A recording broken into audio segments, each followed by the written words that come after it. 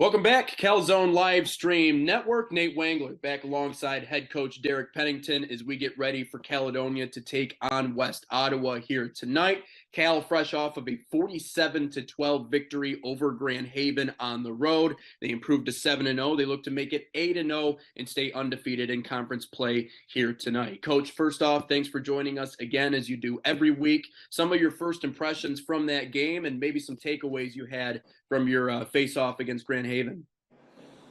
I mean, we came out. I thought we were a touch flat, especially on defense. We look up the game's 14-12, but Coach Bell did a nice job making some adjustments, and we had to do a couple things. We get some pressure on the passer. We kind of widened out our outside linebackers, Jed and Derek Jr., and brought some more pressure. They were able to get a number of sacks. Just shored up our secondary a little bit. So offensively, we didn't really. I think we punted once all night. We moved the ball, scored 47. We had the ball on the 2-yard line, let time run out the last possession. So I was pleased on offense how we ran the ball. Brock didn't play. Blake Heron had 220 yards and 4 touchdowns. Is up for live player of the game as a running back and doesn't play a ton of running back for us, but is a really good player and a good athlete. DJ Walker filled in for Justice Reed, who was out, and had a couple touchdowns too. So it was nice to see 2 juniors come in and fill in and be as productive as they were. Definitely wanted to mention Blake Heron, career game for him, as you mentioned, obviously over 200 yards rushing, 4 touchdowns. You mentioned how your offensive line this year, although a little bit smaller, is much more athletic. And you mentioned just how impressive the tackle play has been for you. How were you able to spring him free and allow him to have a game like that? Well, we were running it at them pretty good. They were doing some X games to try to mess with some of our reads. So we had really hurt them with like a boundary sweep play that we ran last year. So as the game went on, we started running that again. I think we popped 2 or 3 touchdowns on it. So, I think our line does a nice job of pulling and getting out in front of our kids. And,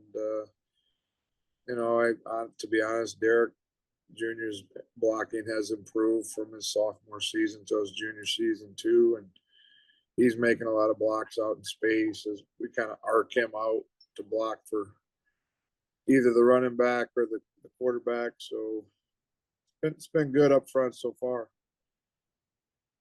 You talked a little bit about the slow start to that game, 14-12 in the first quarter against Grand Haven. It's always important to get off to a good start, especially when you look forward to some of the opponents you have at the end of the season and going into the postseason. What was the conversation like during practice and just trying to get off to a better start this week? Well, I think sometimes when you get out there, you see some things initially you didn't practice for, and so that can happen. I don't think our kids were playing with a low effort. I just think it was a different environment. To be honest with you, it was our smallest crowd of the year. I think a lot of people just assumed they were looking at records that it was going to be not a great game, and the weather didn't look good. So we had a nice little student section, but it wasn't the atmosphere of the Ralph, that's for sure. Looking at West Ottawa, Pat Collins taking over as their head coach, he had 3 state championships at Montague and obviously took over a program there at West Ottawa that hadn't won a game in 3 years. And I think in some ways it's, kind of a sleeping giant, not only with the amount of kids they have, but the facilities they have as well. They were able to do something this year that, again, they hadn't done in several seasons, and that's win a football game. But looking at their team, what's something they do well that you need to kind of shut down coming up tonight in order to get the victory? I've known Pat a long time, and us spread guys all hang together. He's a good spread coach. They do things a little differently than we do, but they've really gotten into the RPO game. Their quarterback runs around and throws it pretty good. So, and they threw the ball on us last year some starting out. So he does some things really well in the pass game. We're going to have to be able to shut down or contain, and so that's a concern.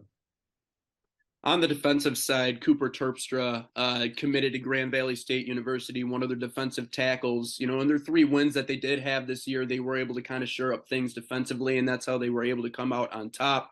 Any concern, I guess, on the defensive end for West Ottawa? How do you attack them on the offensive end? I mean, they're big up front, and they stun around and blitz around. Pat's a old odd stat guy. Looks like he's playing a little bit more of a 3-4 type front now, and they stay on top of routes pretty good. They always got 2 safeties up top, and so we're obviously going to have our challenges with them, but we think we got a good plan. And the thing is, when you've been doing this as long as I have on offense, you've seen everything. So we just kind of dial back and look at what we did against similar fronts and secondaries in the past. I guess one of the hardest things to do, as a coach is managing expectations. We talked about how much the media loved you guys preseason, and I remember you telling us that you guys don't pay attention to that. Not that we don't know what we're talking about, but in a lot of cases, sometimes we don't.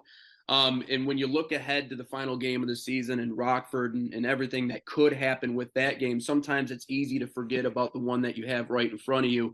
Have you gotten the impression that your guys maybe are looking ahead, or do you feel like they're locked in and ready to get it done? I think if there's one thing we preach to our kids daily is just about winning the day, preparing 1 week at a time. Maybe from a psychological standpoint, they have a lot of people talking to them about that game, but we're very pointed in our approach to look. We're going to try to prepare every day for the game we're going to play. So I respect Pat Collins at West Ottawa. They got 2,400 kids in that school. They just built a $20 million stadium. That's a formidable team, and we're going to have our hands full. And one last question for you. Obviously, Brock was out of the last game. He was cleared on Thursday to come back and play today. Got roughed up a little bit during that East Kentwood game, but what have you seen his week of practice, and is he ready to go? He looks fine. I mean, honestly, we take the right precautions with our kids, and there's a process for kids returning to play. We could have dressed him Friday and played him, but that was a choice we made not to. From a precautionary standpoint, Brock's going to play tonight. He's going to play safety. He's going to play running back. He's going to play. So I treat all these kids like they're my own kids. So we do what we think's right week to week in terms of getting back on injuries and things like that. Well, congratulations on another win. Should be another exciting night here tonight against West Ottawa, and then obviously Rockford coming up next week. But again, check out our broadcast, Calzone live stream, network 7 o'clock, 6:45, our pregame show as we get ready for Caledonia and West Ottawa. Coach, as always, thanks for joining us. Thanks, man. Appreciate it. Go Scots. We'll be right back. This is the Calzone live stream network.